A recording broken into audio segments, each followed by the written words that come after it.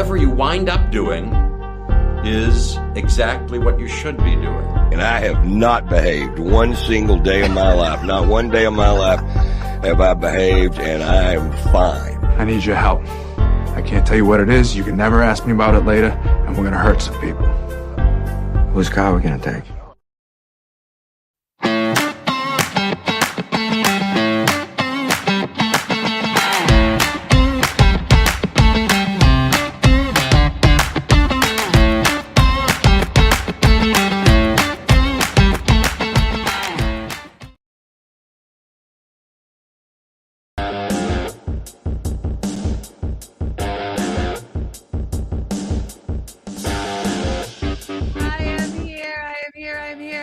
Thank you so much for everyone joining me on this very busy day. I have some new stuff that I've been messing with a bit.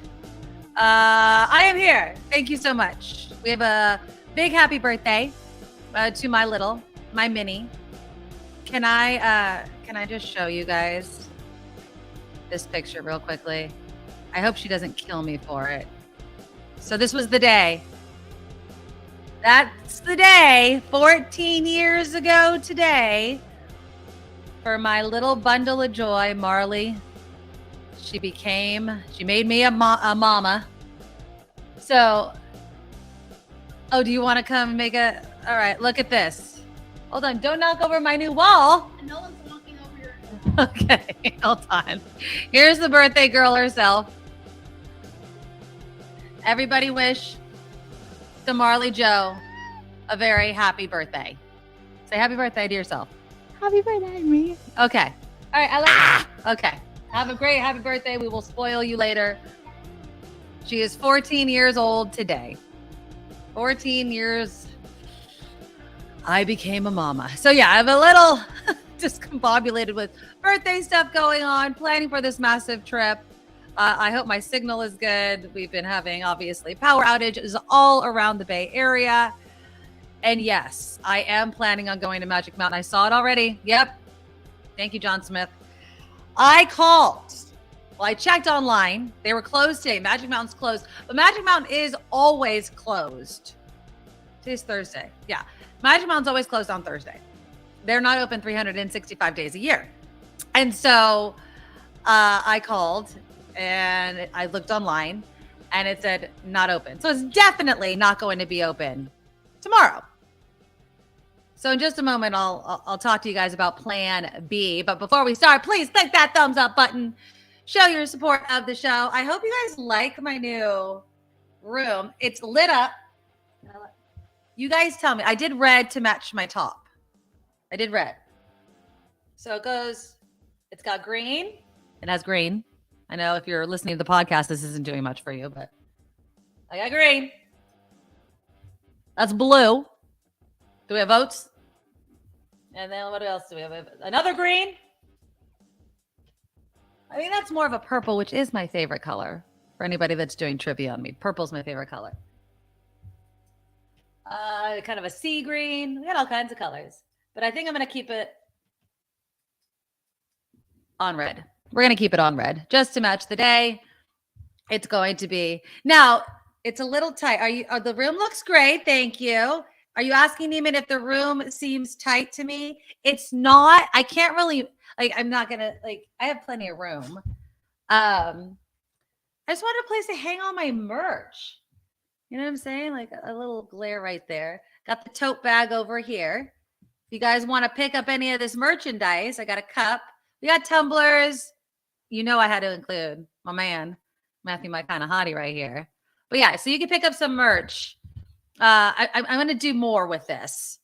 But yeah, that's the website. The NikkiMedoroShop.com is where you can pick up the merchandise. And no, it's not tight. It's just I have my little corner right here. And this comes down. So this is, it's light. It's perfect for the new house. And I love it. So I hope you guys have all clicked the thumbs up button. I hope you will consider becoming a Medorable. Oh, forgive me. I forget who emailed me yesterday, but was saying, I love being a Medorable. I love the nickname and I love that you love it.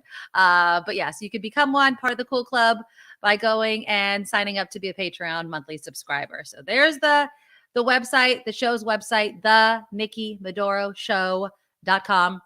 You can become a Patreon subscriber for any amount you want. Of course, the larger amounts really help us keep the lights on because we're in growth mode. I had mentioned before that we are opening up sponsorships. Those can be at varying dollar amounts. We just need to talk and talk to some local businesses. They could even be, a bigger, maybe even out of the area type of business, but we need to have that conversation. And so you can email me at the PayPal email as well, the Nikki Medoro Show @gmail.com. But yeah, I'm really loving my little room, my little cozy, even though the kids keep bothering me because they're on vacation. Oh yeah, no more doggy appearances. I guess I'm going to need a picture of Nugget, which I still need to take because Nugget's just sleeping in the background. I mean, come on, let's be honest about his contribution. It was just being cute. I mean, he was just there. But aren't we all just there to be kind of cute once in a while? The super live is the super chat is live, where you could donate money for comments. I will read them to you about the show. We'll give some shout outs in just a moment. I already see some donations and I thank you. And yeah, we have a fun show. I know everybody wants to see the dog. We'll have to get a picture, a nice big one. A nice big picture of Nugget. Maybe to go right there next to my kind of hottie. It'll be my Nuggie, my little Nugget. I absolutely adore him. Okay, so coming up in about a half hour, I will be speaking with the Chronicle's Emily Hoeven. We've had her on the show many times, becoming quite the regular. She was over at Cal Matters before she moved over to kind of the editorial side. Not kind of, she's in the editorial side of the Chronicle. I don't know how this got past my purview. I don't know how I missed this gigantic hole in our criminal justice system. But did you know that domestic violence is not considered a violent crime? And so Emily Hoeven was talking about how if we want to do something about mass shootings, then we need to do something about this classification. And so she'll explain why and what the connection is, if you can't guess, between domestic violence and gun violence, and how important it is for that classification to change, and who's actually leading the way on making that change may surprise you. We'll also be talking about something in the next hour that Aaron Rodgers is doing. It's a darkness retreat. And so I'll play you the sound of his interview. It's on the Pat McAfee show. And because he's contemplating whether or not he's going to play football again. And so a darkness retreat. We'll have him describe it to you. And then I'll tell you what I think it sounds like. And then have you ever done, I want to talk about this in the next hour, but if any of you have done retreats, I've always wanted to do one with my husband, who I adore and I love. It wouldn't be like, like a marriage or our marriage is breaking up, but I want to do kind of a outside our comfort zone type of retreat. And I adore my husband. I love him to death. But every time I would mention something like that to him, he'd be like, oh God, what are you going to drag me to? Right? Not that he would not want to do it, but I'd have to find the right one. So if any of you have done retreats, lead retreats, let me know, because I'm so curious about kind of which kind to do as a couple. I might do a solo one. I guess I could do one with my girlfriends or whatever. I'd like to start off with my husband, though. I think that would be really fun. So we'll talk about that in the next hour. We're also going to get into the Ohio train derailment and how Trump is so Trump. We were laughing about this with Kim McAllister yesterday about, did he go there and throw paper towels at him? He said something kind of along those lines. So I'll have that coming up as well because, Trump just has to be Trump.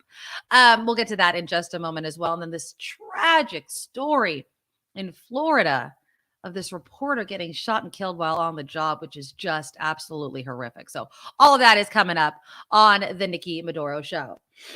But first, how cold are you? How cold is it where you are? Because it is very, very cold. It is. The images that we are seeing are just insane. So Mount Hamilton has snow. My friend was along that area. She was seeing some snow. Hold on. I had some images that I wanted to show you. Do I not have it up? Of course not. Oh, here it is. Okay. I want to play you this video. And this, of course, I think this is Lena Howland. And she sent this to ABC7. Look at this.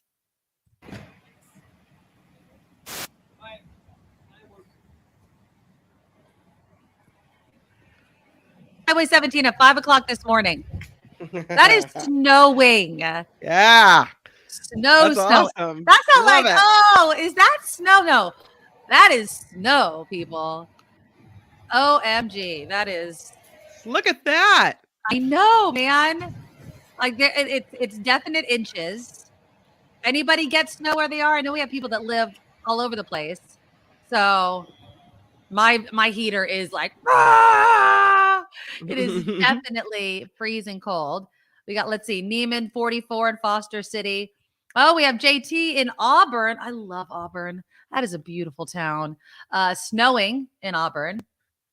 Lady Beatrice says it's 39 degrees. I literally got a chill. Ooh. Oh, light snow. And they say it's going to be 19 degrees tomorrow. Oh, look at that. Where's that This picture from? is a picture from the Anderson Valley in Mendocino County, Okay. where it's snowing on the grapevines over there in the Anderson Valley.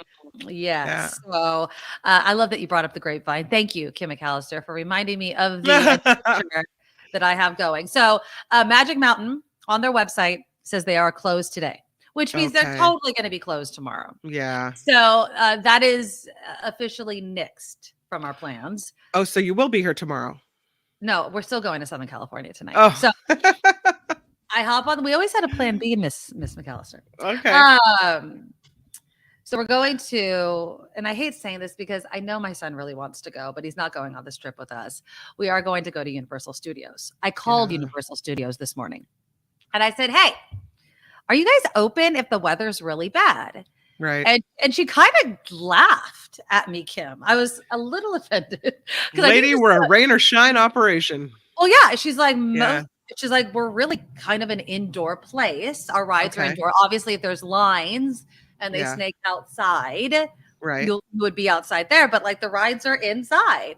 And Yeah. she's like, it would take a lot for us not to be open.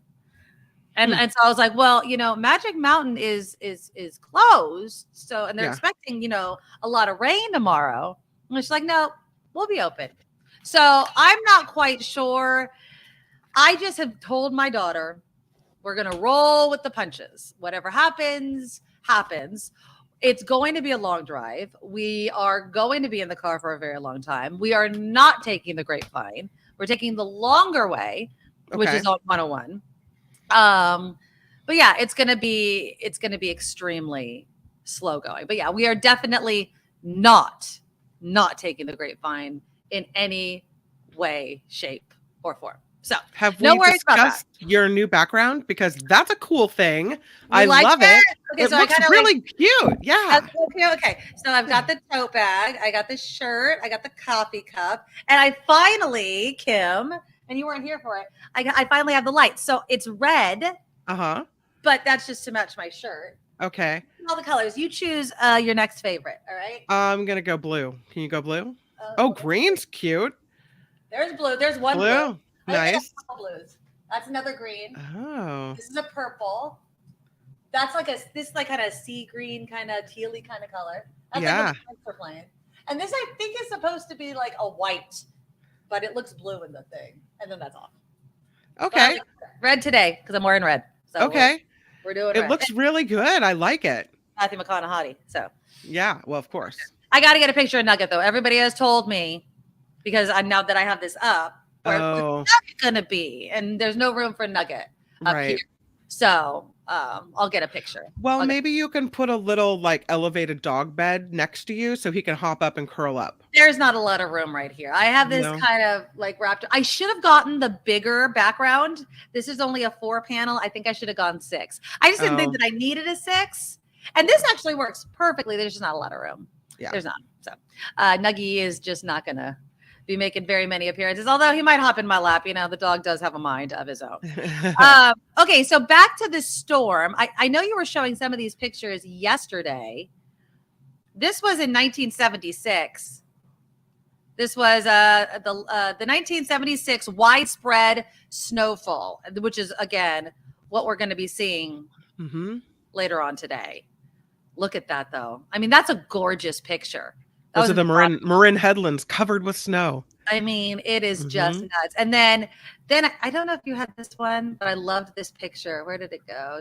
Oh, did it not make it into my thing? But this was back in the 30s. Here it is.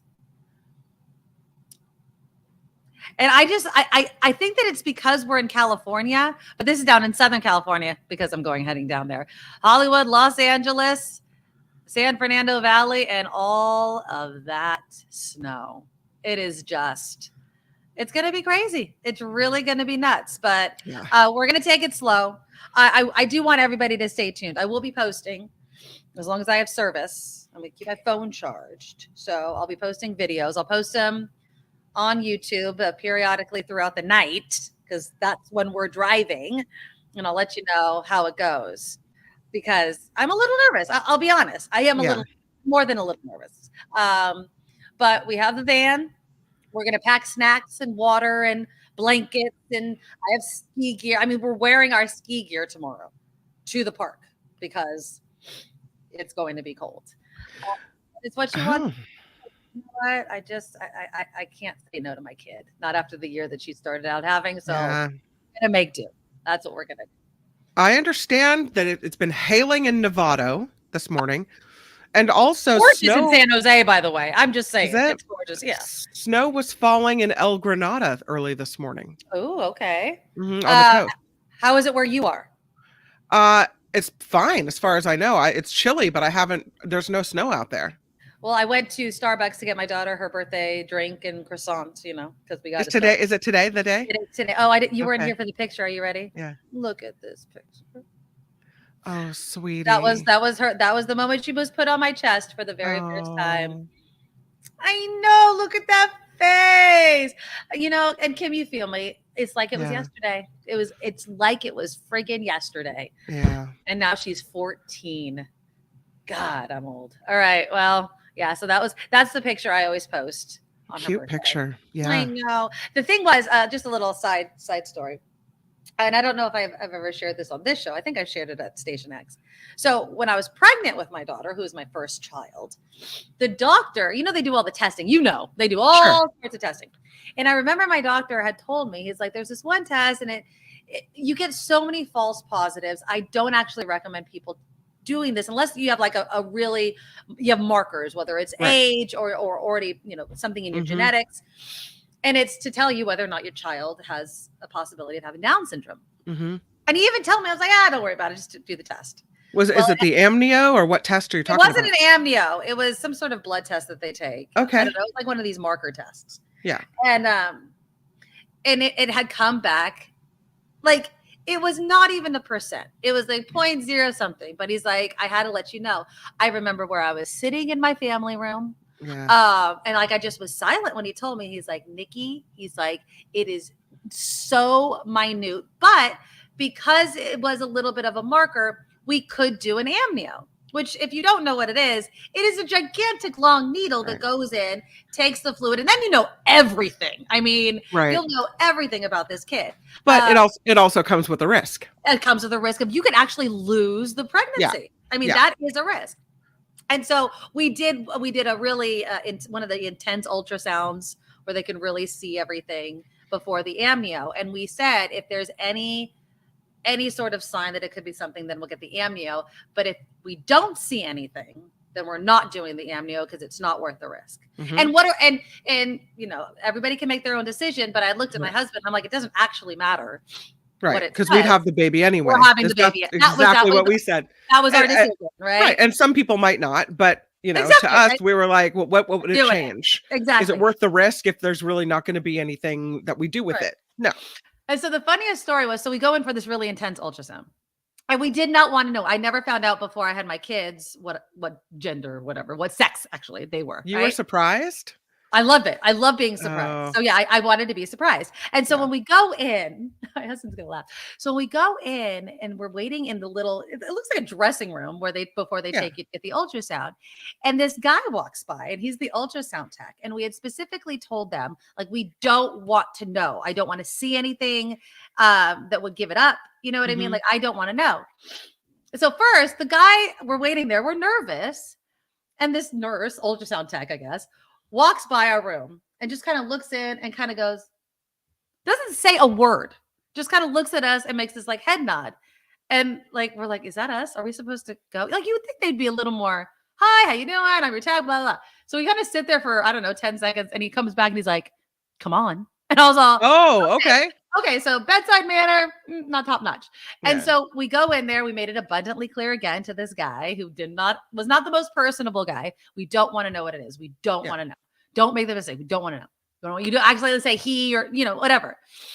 And so he does it silence, like does it, wipes off the jelly at the end and starts to stand up. And I'm like, well, do you know if anything's wrong? He's like, I know everything. And then just walks out. Like, I was like, okay. That's so weird.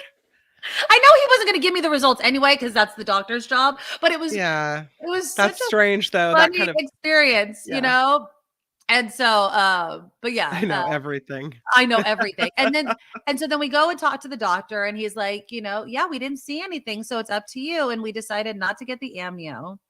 And I will tell you this: I wish I had never gotten the test to begin with, and we didn't do it for my son. I refused to get it done with my son because, again, it was this thing of all it did, honestly, Kim, was the entire time I was pregnant with my daughter, there was this cloud hanging over it. Mm-hmm. It was this uncertainty. And so this picture was me finally looking at her and knowing she was okay. You know what I mean? Like, there was such a relief. I'll never forget the relief that I felt being like, she's okay. Like, she didn't have Down syndrome. She didn't have anything, quote unquote wrong. And so, 5 fingers, 5 toes. When they tell you, like, what do you want? And people say a healthy baby, it really is the truth. Mm-hmm. I mean, because if it's not, nothing else freaking matters. Right. So, so happy birthday to Marley. Happy birthday to me, which I love to say. Like, it's a big day for me. Squeeze the kid out after It's the day you became a mom, the anniversary of your motherhood. Exactly. Yeah. So, And so on that note, we're going to risk our lives to go all the way down to Southern California in like what is a historic storm. And nobody wants to call an audible, but it is what it is. It is. I know you don't even have to say a word, but we're going to move on. All right. Now we've been following, you've been doing it in your news, this train derailment. Yeah. Can I just say can I just play this one thing before we get to any of it? Because, we were laughing about Trump, throwing the paper towels in Puerto Rico. Remember that? Yeah. So did you see? What did he do? No. What now? Because we're bringing thousands of bottles of water, Trump water, actually, most of it. Some of it we had to go to a much lesser quality water. What?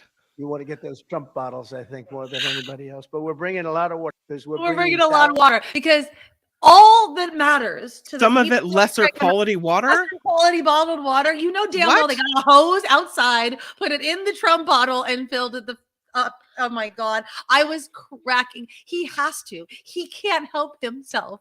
He has to brand everything. And I was just cracking up. Well, now I really want to drink it. Now I can't wait for you to give me a bottle of Trump water. When you tell me it's the lesser quality water, I can't hand out over here. Please pass it my way. I was dying though, Kim. I'm like, really? Of all that, there's pollution. There's there's tragedies happened environmentally to this town. He's like, I know you want my water, right? You want Trump water. You want Trump branded water. He just never stops selling himself ever, because he's getting called out on the deregulation front. And there's a lot of people that I think are saying it's unfair. You can't point directly to it being Trump's fault, right? Here's Joy Reid. Now, again, Joy Reid, many would say she's on a liberal show. She does a liberal type of show. She hates Donald Trump, but she makes a good point of using his own words against him. Here she is. And in history, nobody has gotten rid of so many regulations as the Trump administration. 13 resolutions to eliminate intrusive federal regulations, the most ever signed in our history. For every new federal regulation, 2 existing regulations must be eliminated. Regulations are killing our country and our jobs. If the opposing party had won the election, you would have had tremendous new rules and regulations put on everything. So deregulation means that what? Let's all say it together. You're not going to have as many rules, right? And so when you get rid of such things as faster brakes for trains, right? All these sort of checks for the train companies, bad things can happen. And here is, of course, Transportation Secretary Pete Buttigieg, who I think rightfully should be out there calling out Trump as well. Yeah.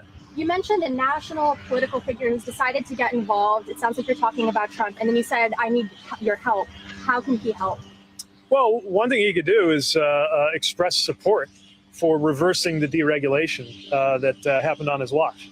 I heard him say he had nothing to do with it, even though it was in his administration. So if he had nothing to do with it and they did it in his administration against his will, maybe he could come out and say that he supports us moving in a different direction.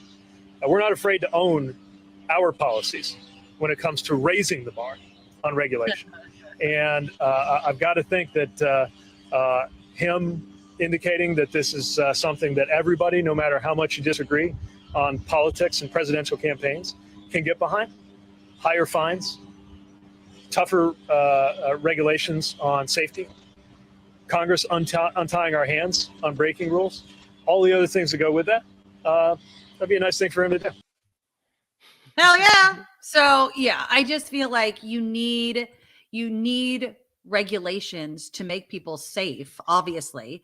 And if you think that it's just liberals, that are doing this, you'd be wrong. This is Fox News. The White House. Right.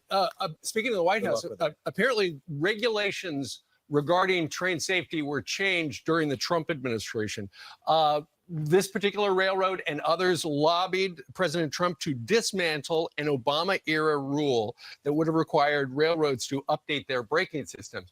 And apparently the Obama administration had pushed for it to govern transportation of hazardous materials after about 500,000 barrels of crude were dumped. But ultimately, the Trump administration undid that and said the costs exceeded the benefits. There you go. The cost exceeded. Now you can see the benefits, right? There you go. Really? Because how much are you going to pay to clean that up? You know, how much are people going to pay in medical costs? How much is this going to cost the government? How much is this going to cost the Norfolk Railroad Company? How much is this going to cost the state of Ohio? How much is property values? I mean, when people find out that this sort of thing happens in your town is considered,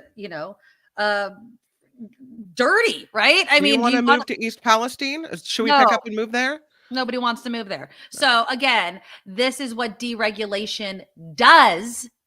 And I understand that businesses it could slow down business. It could, prevent some businesses from opening. But look, when it's your town, when it's your water, then talk to me about whether or not you want regulations or not. Okay, we got to do Kim's News because coming up, we are going to be speaking with the San Francisco Chronicle's Emily Hoeven, and we're going to be talking about why the crime classification of domestic violence needs to change if we really want to do something about gun violence. So she's going to draw the line for us. And I don't know how many of you are surprised, but I was extremely surprised to know that domestic violence is not considered a violent crime when it comes to certain types of punishments, i.e. gun regulations. So that's coming up. We'll also touch on the tragedy in Florida where that reporter was shot and killed while covering a story about an earlier shooting. It is so sad. And imagine having to cover the murder, the death of a colleague while you are on air. It is just so sad. But before we go to Kim's News, please click that thumbs up button. It helps us out. We absolutely love it. We'll give some shout outs also during the show to people who donate to the super chat because we love all of you as well. And right now, here's Kim with the news. Now, from around the world to up your street, the Nikki Medoro Show presents News Czar Kim McAllister. This report sponsored by tax attorney Steve Moskowitz at 888 Tax Deal. Let us go to East Palestine, Ohio, where the Biden administration is defending the federal response to the toxic train derailment. The administration facing criticism, including from the town's mayor, for not doing enough to mitigate the environmental disaster that took place earlier this month. White House Press Secretary Karine Jean-Pierre pushing back against those claims, arguing administration officials from the EPA and other agencies have been working in lockstep with the state and local authorities since that accident happened. Some news this morning about Harvey Weinstein, a sentence handed down. Mr. Weinstein getting a long prison sentence for sexual assault, this time 16 years behind bars for raping a woman in Los Angeles County about a decade ago. The disgraced film producer already serving time for similar crimes in New York. Now the sentence handed down in California, 16 years. Prosecutors trying to get former Vice President Mike Pence to agree to testify in the investigation into former President Trump's attempt to overturn the 2020 presidential election. Federal prosecutors are asking a judge to try to get Pence to comply with a grand jury subpoena in the criminal investigation. CBS News reports it came after Trump's attorneys used executive privilege over Pence's subpoena in court. Meanwhile, the New York Times is reporting earlier this week the special counsel overseeing the investigation got subpoenas for testimony from Trump's daughter, Ivanka, and her husband, Jared Kushner. Los Angeles County District Attorney George Gascon, who used to be the DA and the police chief in San Francisco, is taking the witness stand at his retaliation trial. In a lawsuit, Gascon is accused of singling out and ordering the transfer of a high-ranking supervisor. The employee says she was removed from supervising the DA's office juvenile division because she voiced concerns about some of Gascon's justice reform orders, saying they could be unethical, maybe even unlawful. Gascon is defending his decision from January of 2021. He says 14 employees were moved around at the time in what he says was a package deal. And Mark Wahlberg says religion isn't so popular in Hollywood, but he can't deny his faith. Speaking on the Today Show, Wahlberg said he doesn't want to jam it down anybody's throat, but it would be even a bigger sin not to recognize what he believes in. The actor said he needed discipline when he jumped from music to movies, and his faith, he said, was the best way for him to achieve it. So there you go. This report sponsored by tax attorney Steve Moskowitz. For more than 30 years, Steve has put his tax knowledge to work for individuals and for businesses. If you need help with your taxes, it is all about Steve Moskowitz. He is at 888 Tax Deal, and he is also at MoskowitzLLP.com. I'm Kim McAllister on the Nikki Medoro Show. Thank you, Kim. I'm sorry I was gone for just a second because I had to restart all of my stuff. Thank you. You sound low now, too. A little low. Oh, Turn it up, sister. Let's turn it up. I didn't change anything with my There you go. microphone. There we go. Perfect. All right. Okay. Perfecto. Perfect. I just needed to talk a little bit closer to the mic. I hope my connection is better for all of you. If not, I'm sure you'll let me know. Okay, while we wait for Emily Hoeven to get on with us, again, she is with the Chronicle. She was with Cal Matters, but she's moved over to the editorial side of the San Francisco Chronicle, which we absolutely love.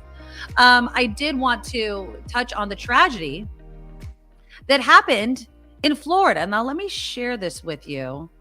Here we go. And it's so, and Kim, we've seen this happen in places like Oakland, San Francisco, where reporters are covering a story, and the most common thing in recent years has been that they get their equipment stolen, right? Yeah. They're sitting there, and they maybe smacked with the butt of a gun as someone rips off their camera, whatever. Exactly. Yeah. I mean, you are kind of sitting ducks with very expensive equipment. I get, standing out there and people being like, oh, look at this person with all of this expensive equipment that I could probably steal and all those sorts of things. But what you don't want to happen is that all of a sudden you're sitting there covering a crime and then you yourself become victim of said crime. I was going to show you this video though. A member of the crew for Spectrum News 13, now this is in Orlando, who was shot, had to cover the actual shooting. Now here's the report from CNN, and I wanted to play this for you as well. Here we go. Let me just pause this real quickly because I think that when you're talking about news, covering news, it enters this whole kind of uncomfortable and tragic part. So here's CNN. Oh, here. Orange County Sheriff. Let's bring in Ryan Young. He's covering this story. He's out front for us. Ryan, what are you hearing about this? Yeah, so far a tough story. But we'll have to tell you this: 5 people shot in total, 3 dead. What we've learned so far is someone was shot early this morning, and the news crews were covering that homicide. And when someone walked up, the suspect approached and opened fire on the news crew from Spectrum News 13 in Orlando. And just around 7:20, we learned from this news conference that they've arrested a suspect in this case. But we're told that suspect didn't just stop at the shooting of the news crew. He then went down the street and apparently entered a home and shot a woman and her 9-year-old child. We're told the 9-year-old child is dead. The mother is still suffering from the gunshot wounds. One of the members from the news team was also shot and killed. We're not sure which one just yet. The photographer was shot. And of course, you have the woman who was shot earlier in the day. Police have arrested 19-year-old Keith Melvin Moses. That's the man who they're going to charge with this case. They are not sure about the motive in any of these shootings right now. And it all happened in the Pine Hills area in Orlando. So, gun violence, obviously it knows no borders or boundaries. Places that don't have very strict gun laws point to other states that do and say, you still have gun violence. But I think most people want and can agree that we need to do something to stop gun violence. And here in California, there are apparently a host of bills aiming to do just that. But it's actually a Republican assembly member who is approaching this from a different way. And joining us now to talk about that is the San Francisco Chronicle's Emily Hoeven, a friend of the Nikki Medoro Show. Emily, thank you so much for joining us. So kind of explain, and the Republican is Assembly Member Joe Patterson of Rockland, which is in Placer County. What is he proposing? Because it's kind of surprising to me. Yeah, so great to be back. He is proposing to classify domestic violence and human trafficking in California's penal code as violent felonies. And right now, those crimes, along with other crimes that I think most people would look at and sort of think are violent, including rape of an unconscious person, rape of an intoxicated person. These crimes are currently considered nonviolent under California Penal Code. And what that means is that if you are convicted of committing those crimes at the felony level, when you go to prison, you are able to receive good conduct credits at a much faster rate. You're eligible for an early parole review process. And it doesn't count as a strike on your record. So if you commit a similar crime in the future, it would be harder for prosecutors to seek longer sentences for repeat offenders. Who made that choice? Like, don't you wonder, was it men who made that choice? Well, obviously, at that and thought that's a non-violent. Yeah, that's outrageous. Is anyone as outraged at that as I am? Domestic violence. I mean, violence is actually in the term. Yeah. Do we know the history of this? I mean, at all? So people that I have talked to about this, because this is something that has kind of boggled my mind for a long time. I've been wanting to write about it for a long time. This is just always the way the penal code has been, is my understanding. And I think that does speak to the fact that, frequently in our society, violence against women and girls is not really taken as seriously as other crimes. I mean, robbery is actually a violent crime under penal code, but not basically transporting a child with the intent to prostitute them, which I think is pretty violent, right? I mean, it's pretty bad. But yeah, our penal code does not, in my opinion, it does not reflect a lot of things that are actually violent. And so for me, I saw this bill and I had been reading a lot about the intersection of gun violence and domestic violence. We obviously had a bunch of mass shootings recently with domestic violence cited as a possible motive in the Monterey Park shooting. And I came across this research that found this very clear and very strong link between the two, that about 68% of mass shootings that happened in the United States between 2014 and 2019 were committed by a person who either had a history of domestic violence or killed at least one family member or partner. Wow. So that evidence is pretty glaring. It's pretty clear that that's like a massive predictor of these types of events. And for me, it was an opportunity to kind of make the argument that we need to reconsider our penal code, because if we know that this is a really big predictor, why are we not reacting more strongly and having harsher consequences for people who are committing domestic violence, felony domestic violence, which is different than misdemeanor domestic violence? What's the difference? So a misdemeanor is, kind of the lesser offense, and there's a less of a burden of proof in that situation, because it's more like it's lesser injury. So maybe if you slap your wife or hit her or whatever, but it's not as grotesque of an injury, that would be a misdemeanor. Felony is, a lot more severe injury to that person. And something that kind of had struck me about this was about a year ago in Sacramento, there was a mass shooting. It was a gang shootout. You may remember Smiley Martin, his brother DeAndre Martin. There was some other. So the three men that were charged with murder in that case all had histories of felony domestic violence. Actually, one of them was out on a felony domestic violence warrant. They were trying to track him down at the time of the shooting. But Smiley Martin had, used a belt and had hit his partner so many times that I remember reading in the court documents, so much blood was in her eye she couldn't even see.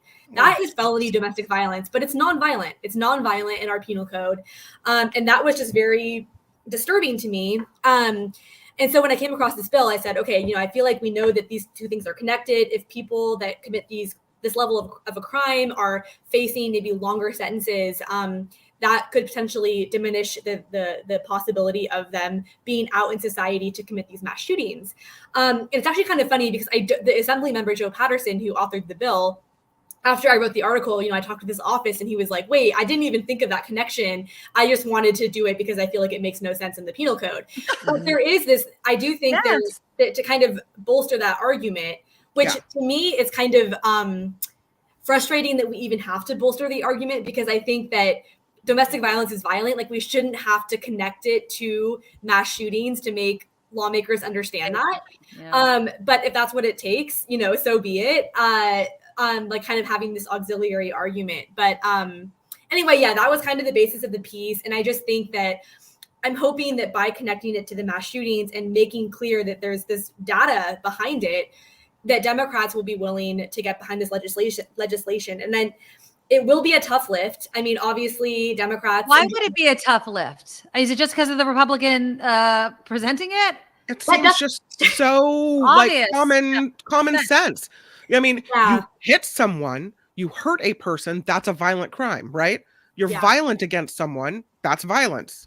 Yeah, no, it's, I do think it is very, very, very difficult to argue otherwise. I mean, I think the argument that we will see against it, Democrats have for decades in California, understandably, they have been trying to rethink California's history of mass incarceration. They have been trying to make sure that there is not racial bias in our criminal justice system, so that we're not only incarcerating poor people and people of color when, other people are committing the same crimes and maybe not facing the same level of punishment. I mean, we do see that all the time. It is a problem.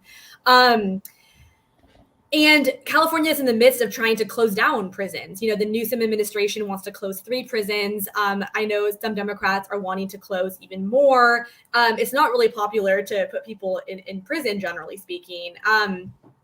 That being said, I don't think that it makes any sense to say, oh, we don't want to have people in prison, so we're just not going to respond to women getting violently assaulted in our society. Right. And we actually saw a very similar argument about this that happened 2 years ago.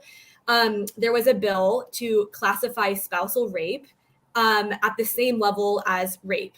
And basically the way it had been in the penal code was that if you were married to your, husband or wife and that you were raped by them, it was lesser penalties because you were married to them, which doesn't really make any sense because rape is rape, right? Rape is rape. Right. Yes, exactly. No means no matter whether you're married to the person or not. Exactly. Absolutely. And what happened was this bill was put forward actually by Democrats.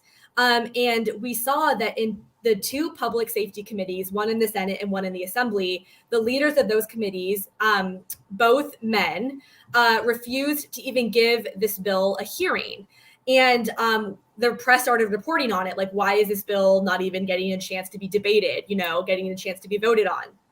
And one of the chairs of the Public Safety Committee said at the time, I'm concerned that if we do pass this, it's going to result in higher incarceration for Black and brown men. And that's not good. We need to think about the unintended consequences. And as I said, the aspect of racial injustice is real, and it's something that that should be addressed.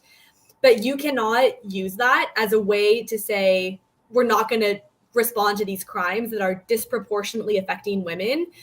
More than 1 out of 3 women nationally is a victim of domestic violence, a survivor of domestic violence. It killed almost 90 Californians in 2020, the vast majority of them women.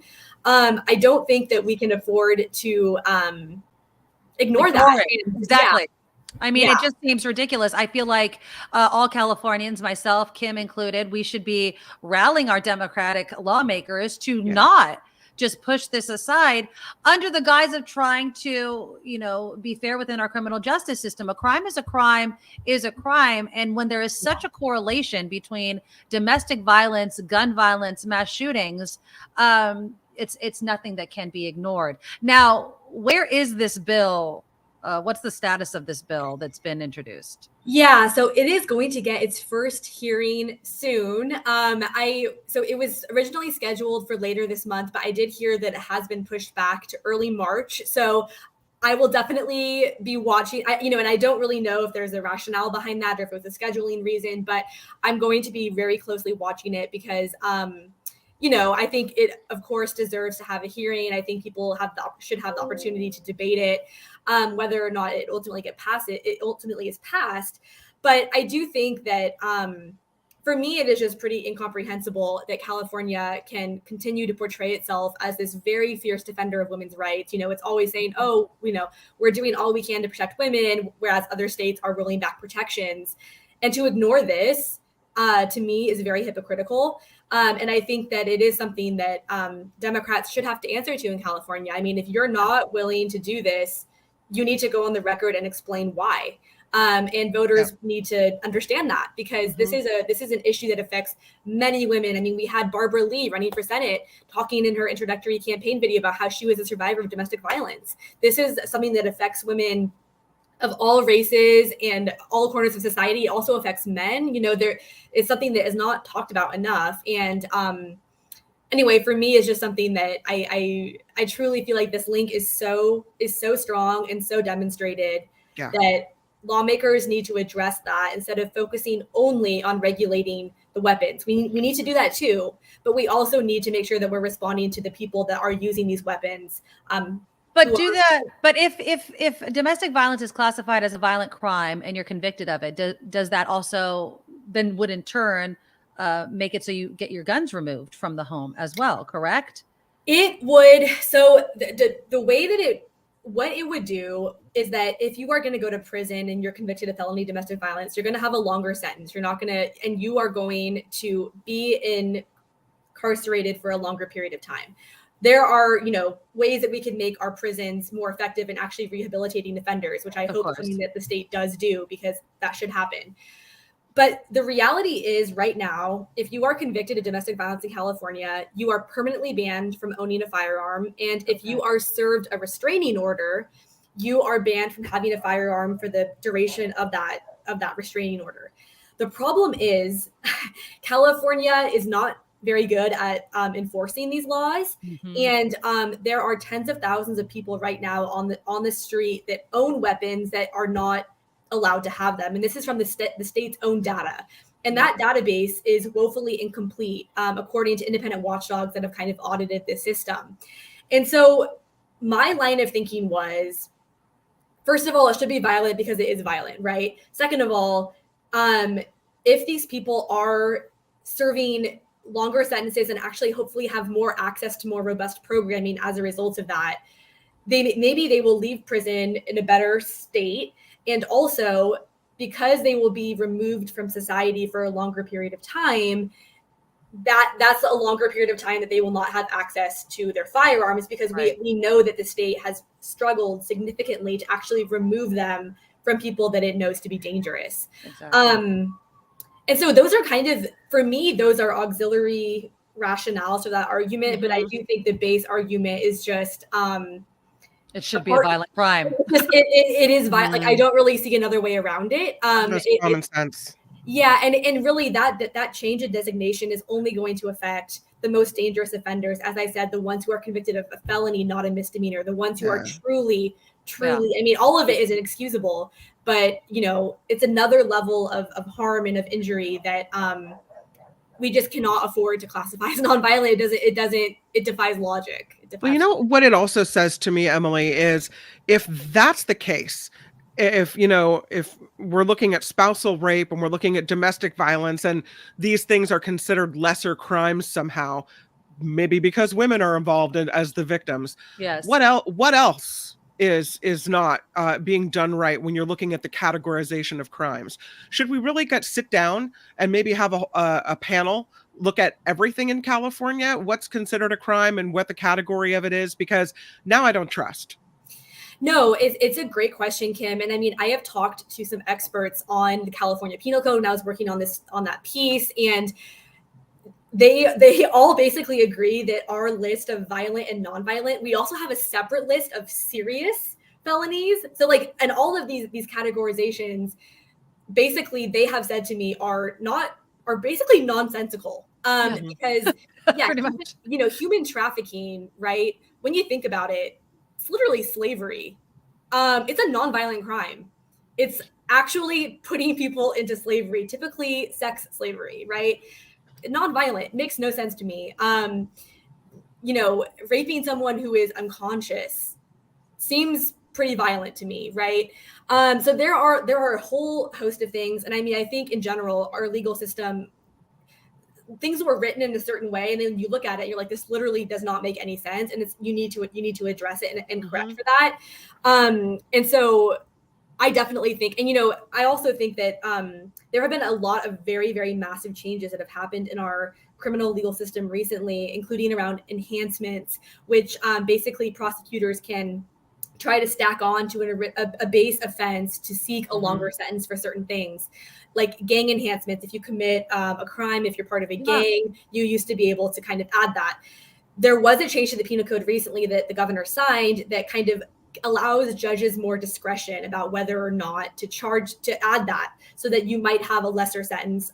Same actually with a gun enhancement, which when you think about it, makes no sense. If California is trying to actually crack down on gun violence, why are you making it optional to charge someone for possessing a firearm when they commit a crime? So for me, that is one of my biggest interests in this space, is understanding we have an intent, which I think is admirable, of making our criminal justice system more equitable. And as I said, I think there are many things the state should do to do that. It should make our prisons it should give our prisons more rehabilitative programs that are quality, so people are leaving these and have a second chance at life. They should not be, it should not be a place where violence continues to happen, even more than in an outside society.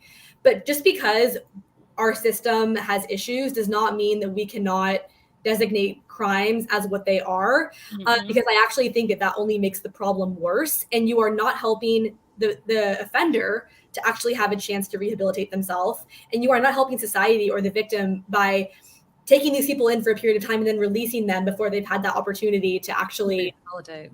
Yeah.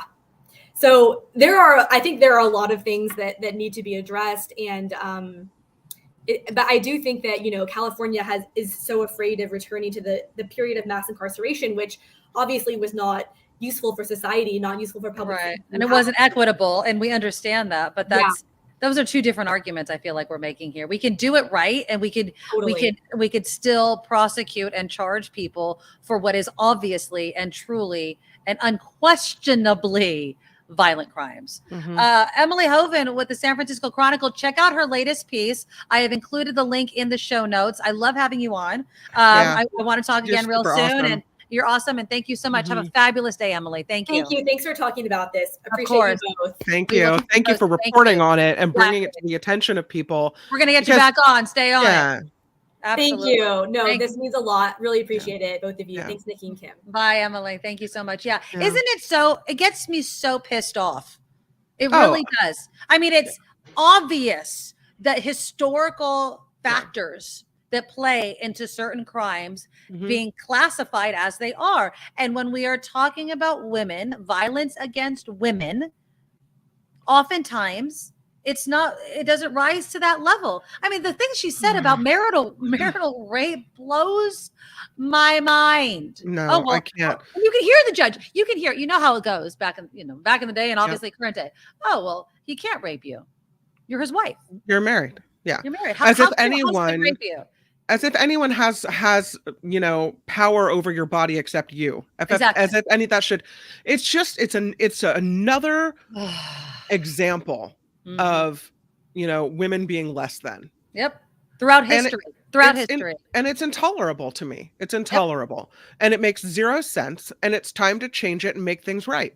And she's amazing because it's, you kind of go through your life and you do what you have to do. And you don't really think about things like that.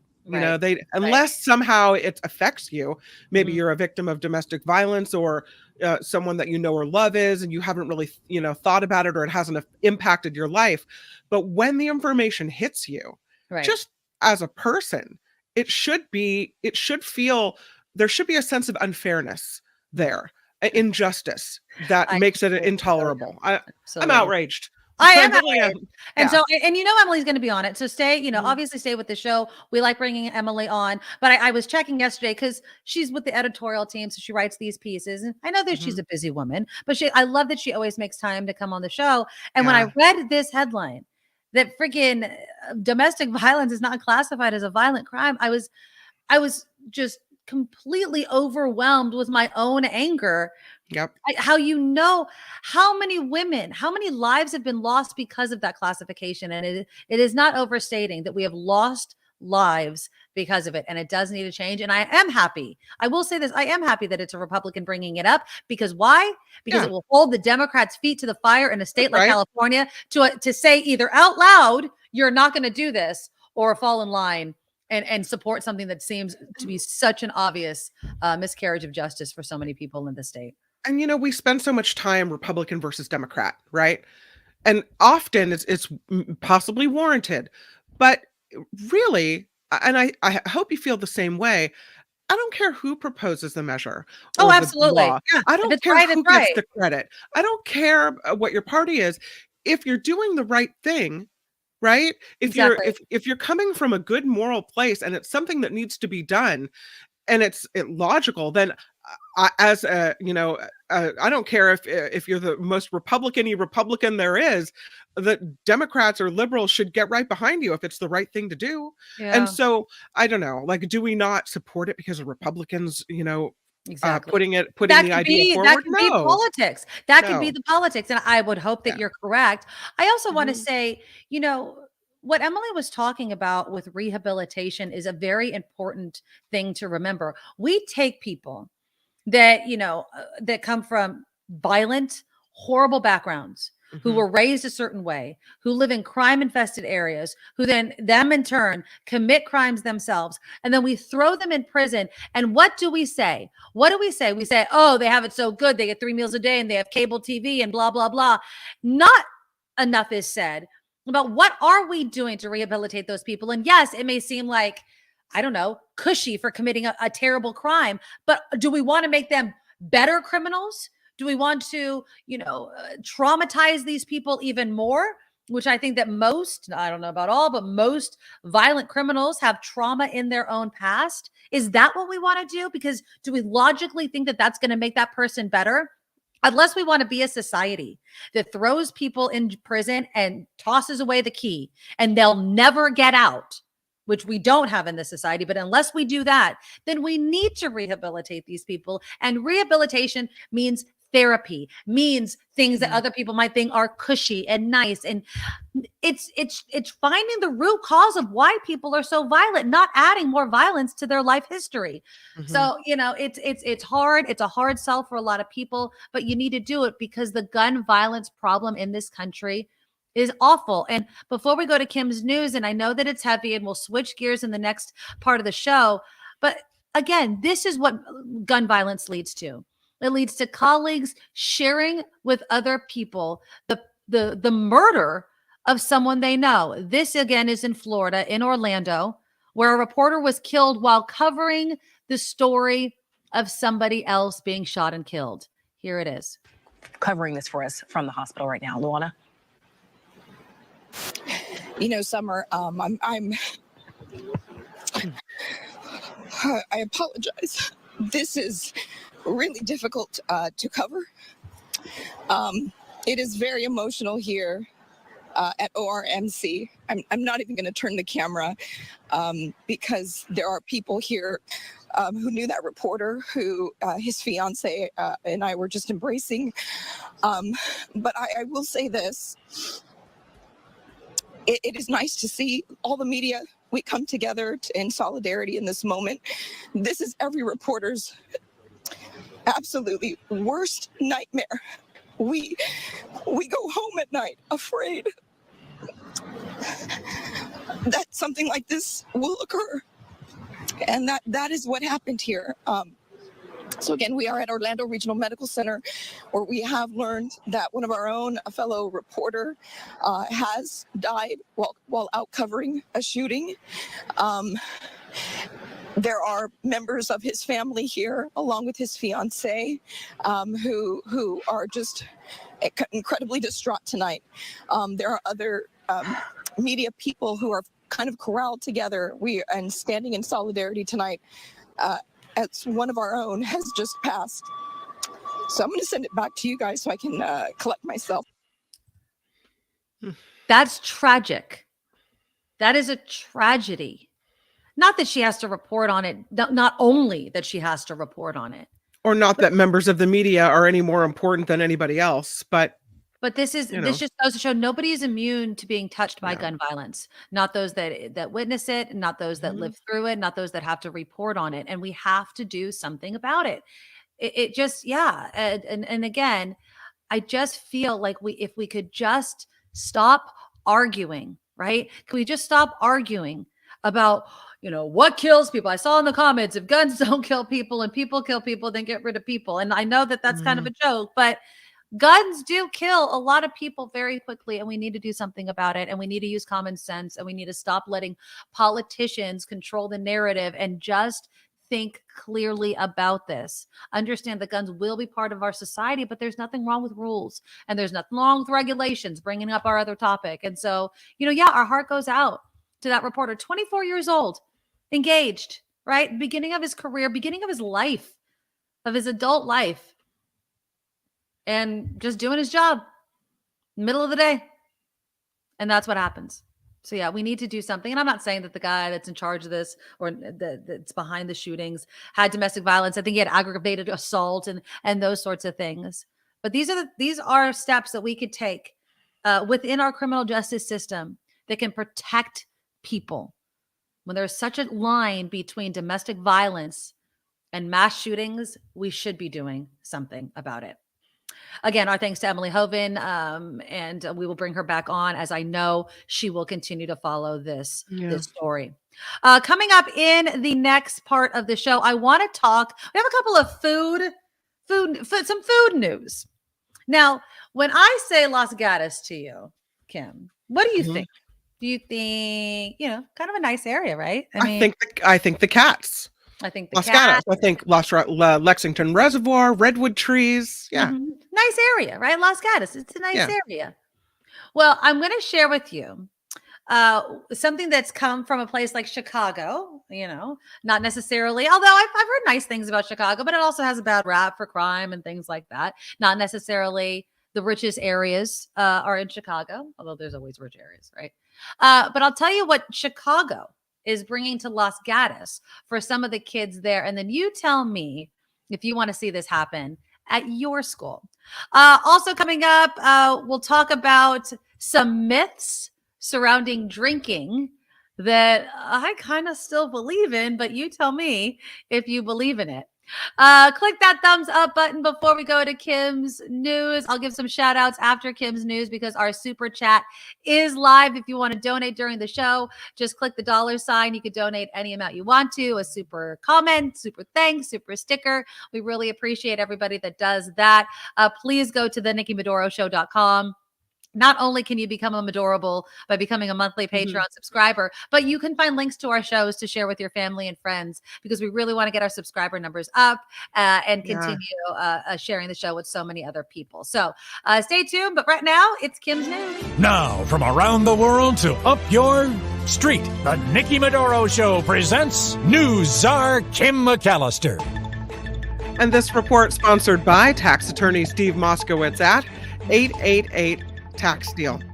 Let us go to one of the very first polls that we are getting now for the upcoming California Senate race in 2024.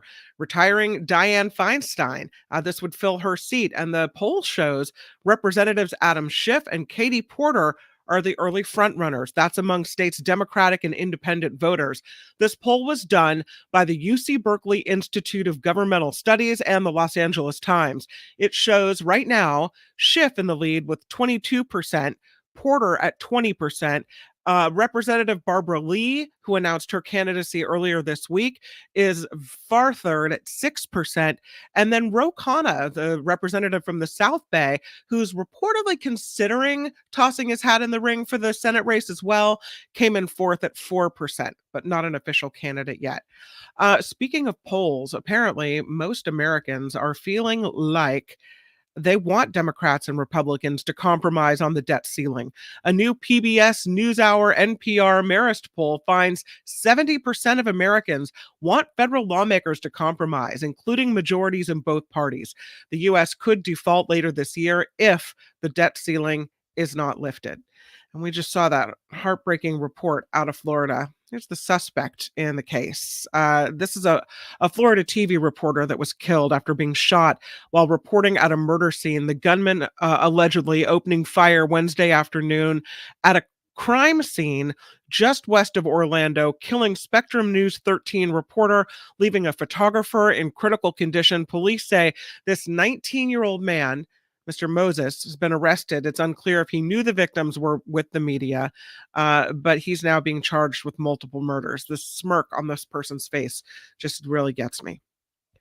Immigration rights groups are slamming a White House plan that would limit the asylum process. Ana Maria Rea is with the Texas-based advocacy group Raices. She says everyone deserves a right to claim asylum, no matter if they qualify or not, and they feel betrayed by President Biden.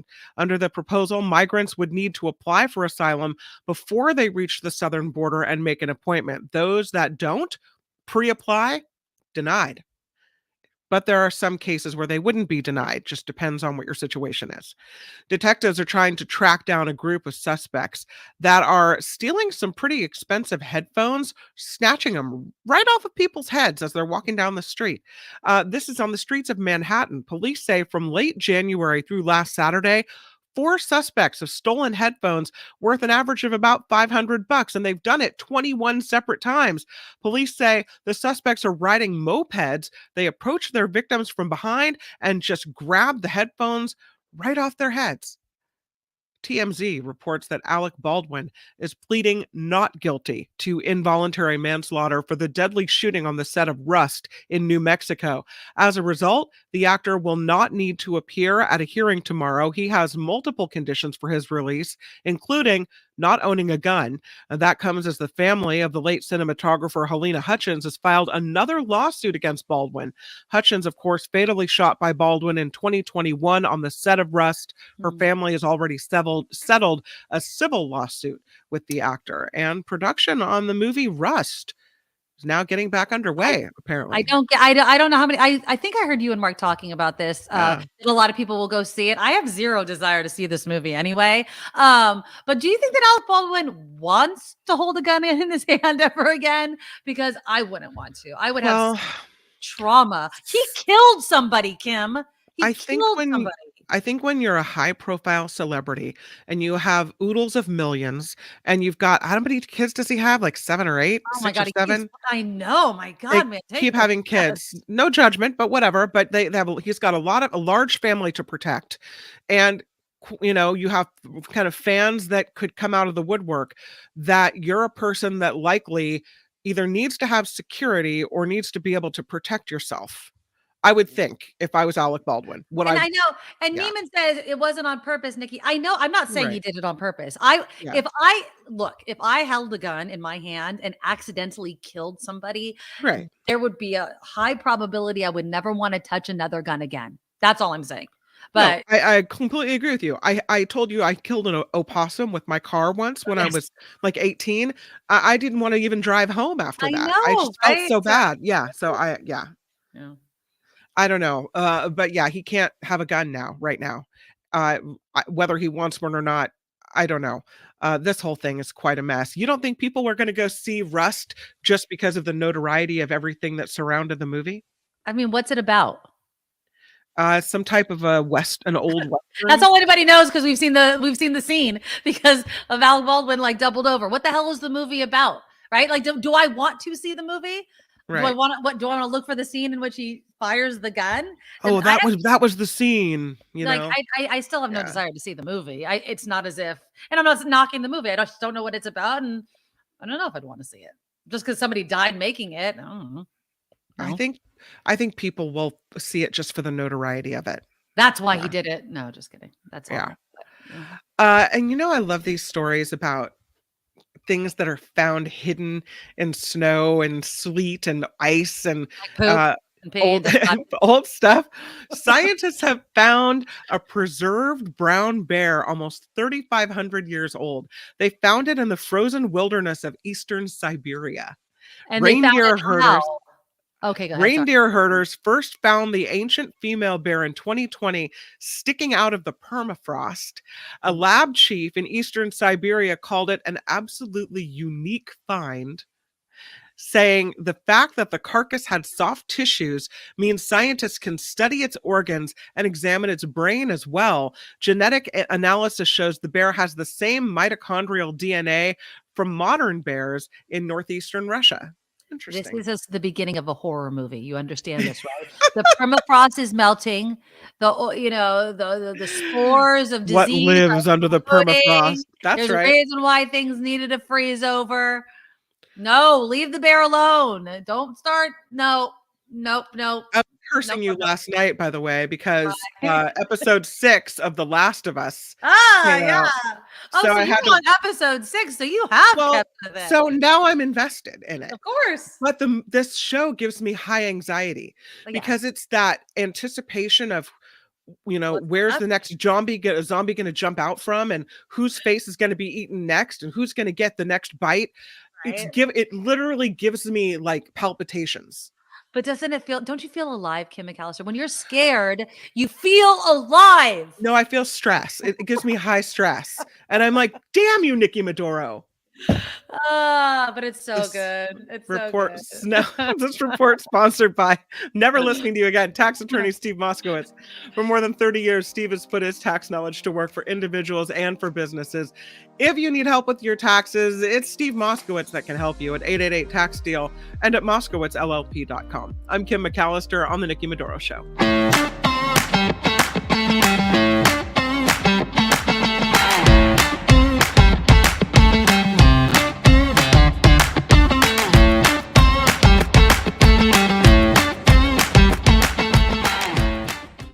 All right. I love my scary movies and my scary TV shows. You will never take it except for my cold, dead hand. Click the thumbs up button. I do want to give some shout outs to people that donated in our super chat before we move on to the show. Andreas has always been a huge supporter. He says, Nikki, good luck to LA. If you are just joining us, I am tonight at the peak of the worst of this massive, historic, terrible storm hitting the entire state of California. We are driving ever so slowly to Southern California for my daughter's 14th birthday, which is today. So Yeah. happy birthday to my daughter. I hope we don't die. Another $10 from Andreas. I love you, Andreas. Smash that rod on the way to LA. I hope that's all I smash into. Let's just say that. I just hope that's all. And then another one from Andreas. Dear love, even you have wished in the past that some legislation was stupid and should be removed. Not supporting Trump to remove indiscriminate laws. We were talking, of course, about getting rid of regulations and deregulation. Now, do I think that sometimes there are just too many laws? I used to work with a woman who, you know, Joe Smidian, there ought to be a law contest. Yeah. She hated it. She's like, no, there's too many damn laws. We don't need any more laws. Right. But I liked it because it came up with, for instance, with this storm, there is now a law that when your windshield wipers are on, your headlights have to be on. That came from the There Ought to Be a Law contest. Yeah. There was, somebody submitted that. And I think it's probably prevented a lot of accidents. It's hard to see oncoming traffic sometimes when, you know, it's gray, it's sleet, it's, you know, in this case, snow, rain. Sometimes I'm like, turn off your friggin' lights, people. Yeah. So thank you, Andreas, for all the donations you give to the show. We love you so much. Pamela, also love the $10 super sticker from Pamela. That's so nice. Excellent. Severin Shot, a $4 super sticker from you. Thank you. Mwah. And I haven't seen that name before. That's so nice. Thank you. Severin Shot, thank you. And then Karen Cooper with $20. Yeah. She says, I wish I could be a major sponsor like Steve Moskowitz, but I could chip in. And yes. And thank you for bringing up sponsorship. So we have sponsorship opportunities opening up. Just reach out to me at thenikkimedoroshow@gmail.com, which is the same email address for PayPal donations. And we can discuss whatever kind of sponsorship, partnership, you know, maybe it's a weekly thing. Maybe you want to sponsor Kim's News. Maybe you want to mention at the top and the bottom. We want to work together to make not only your business, your brand successful, but of course, help the show financially as well. So reach out to me, the Nikki Medoro Show @gmail.com. And absolutely. And it might be more affordable than you think. So send us the email. Let's talk about it. This sponsorship moment is provided by Karen Cooper. So thank you for that. There you go. And again, thank you to our founding sponsor, Steve Moskowitz, as well. And hopefully he'll be able to join us in a little bit. Okay, Kim McAllister. Yes, ma'am. So Los Gatos is getting a taste of Chicago. All right. You say Los Gatos. I say Los Gatos with an os at the end. I was kind of using a kind of a Chicago accent right there. Los Gatos? Okay. Los Gatos. Right. Chicago. Okay. I don't know. I don't even know if that's a Chicago accent. I'm just That's making all right. stuff up. On the Do fly. what you got to do, honey. Now you got me all thinking about what do I say? Los Gatos. Los Gatos. Los Gatos. You said Los Gatos earlier. Los Gatos or Los Gatos? I say Los Gatos. Los Gatos. Like gatos. Like Los Gatos. Like cats. Gatos. All right. Well, however way you want to say it, they're getting a taste of Chicago. All right. I'm going to play you this report from CBS News. Now, one thing was crossing my mind the entire time I was watching it. It's really cool. And then I was like, but when do we get a taste of Chicago? So here it is. There's like 8 different spices. And when Chef Paul Boundas cooks for the students at Los Gatos High School, everything is made from scratch. Chilies, spices, apple cider vinegar. It's all mixed in with fresh pork shoulder to create a homemade chorizo. There's no preservatives. It's a drastic departure from the processed, frozen, heat and serve foods the school used to make. We like to call it a restaurant inside of the school now. Boundas runs the school cafeteria like he runs his own restaurant, using skilled cooks, original recipes, and fresh, locally sourced ingredients, even the pizza. But the dough, everything's homemade. And that's just a small taste of what his kitchen and staff are up to. On today's menu are crepes, avocado toast made with fresh baked hand loaves, and fresh cups. How California. Those filled with beans, rice, and barbacoa, stir-fried noodles and veggies, fresh chicken and barbecue sauce. There are also full turkeys and beef roast coming out of the ovens that will be used to make a variety of different dishes. Wow. We have a whole lot better of a product, a lot healthier, and a lot more versatile. For decades, Boundas and his Country House restaurant have been a fixture in the Chicago area foodie scene, but he recently branched out into food service consulting and is now transforming school cafeterias into scratch kitchens, and it's not just for the rich. We're standing in Los Gatos right now. We do this in Chicago in schools that are 90% qualified for the National School Lunch Program. And the schools comes out financially better. The Los Gatos Saratoga High School District signed Boundus to a $160,000 one-year contract, which raised eyebrows for public schools even in these wealthy areas. Paul is funded in part to train our staff, but in the model, you eventually don't need someone like Paul, because once you've trained your staff, you can actually then transfer the model elsewhere. Look at the But kids. all the changes wouldn't be worth a penny unless the customers are happy. Students who may have avoided the cafeteria before now They're taking pictures and form long lines that snake outside the building. Look to at say they can that. Taste the difference. I know, right? I started here my freshman year, and I could definitely see a quality change in the food.